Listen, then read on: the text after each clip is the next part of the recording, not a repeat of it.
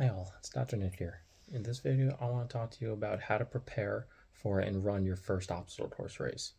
So this is for those new runners who want to get into the sport but have no idea where to start. So start right here.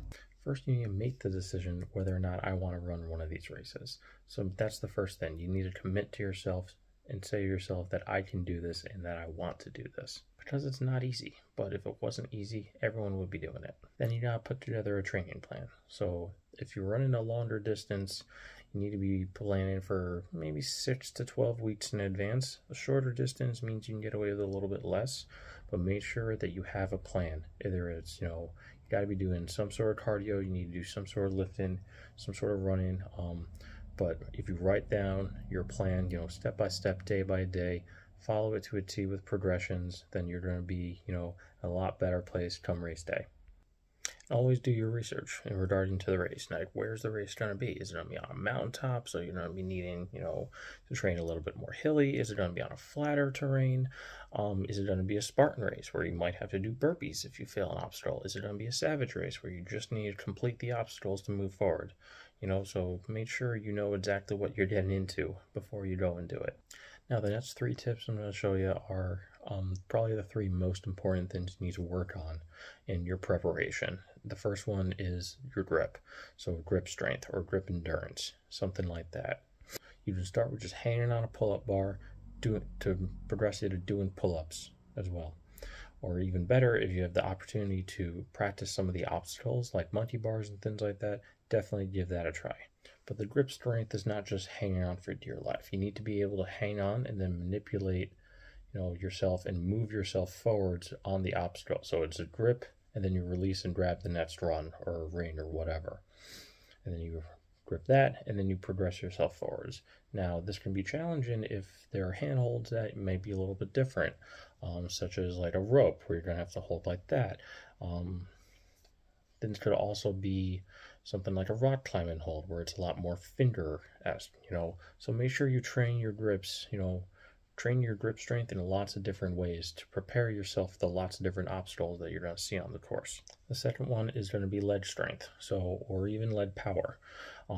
Specifically, if you're going to need to jump up and over a wall. So you need to get that lift to get, to kind of start that momentum to get the jump up so you can push yourself up and over the wall.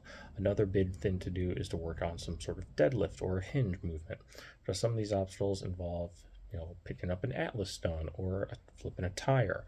These are all fundamental movement patterns that are going to be great for you when you're out on the course. So training your legs is really, really important. And it's also going to help you with injury prevention, in the long run, and also help you with your running, which is the last one. It's a race, so you need to be able to do some sort of running.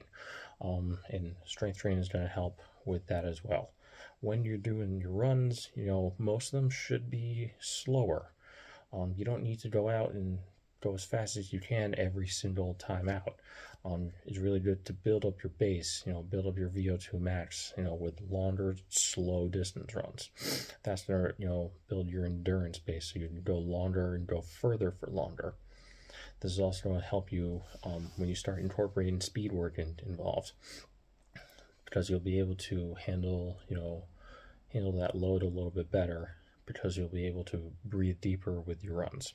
Now, if you can just run on roads if that's what you like to do, but it would be a good idea to incorporate some sort of hiking involved as well. Most of these races are not on roads. You're going to need to go over some terrain, some unstable surfaces, some hills. Incorporate a lot of these different components similar to your grip. You're never really going to know exactly what you're going to see on the course. You'll have the route, but and you can see the elevation gain, beforehand, but you're not going to know like what you're going to be stepping on unless you've run the course before. Now, if you're doing one of these races for fun, you're allowed to bring some stuff onto the course with you, such as hydration packs, which would be great to prevent, dehydration, obviously. Because any sort of time when you start to feel dehydrated, you're going to experience a drop in performance. So stay hydrated, bring some salt tabs as well, and also some good high carb snacks to help refuel your muscles for these longer events. If you're doing a longer course or a longer run, you want to start refueling, with these carb snacks at about, every 30 to 40-minute intervals. And there are things that you should be emphasizing throughout your training, but even more so the week of your race, which is rest, making sure you're eating enough, making sure you're getting enough sleep.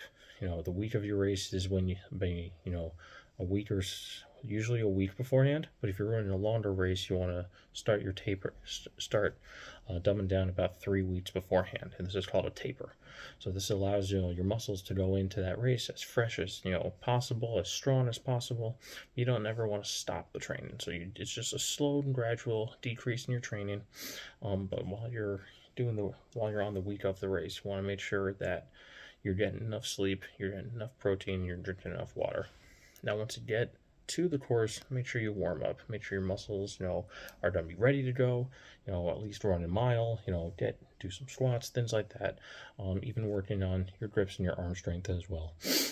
Just to make sure that everything is going to be ready and you're going to be fresh and prepared to run. Most important thing out there is that you are never doing an obstacle course race alone. You're running with all different kinds of people through all walks of life. It's really a big community, and that's what makes it so fun. So you're gonna have, people cheering you on throughout each obstacle. You'll help people along the race as well. You run with the same sort of people if you're in the same pace group. So just go in there with a clear head, go in there with an open mind, and have a blast out there. And this is kind of the first step here.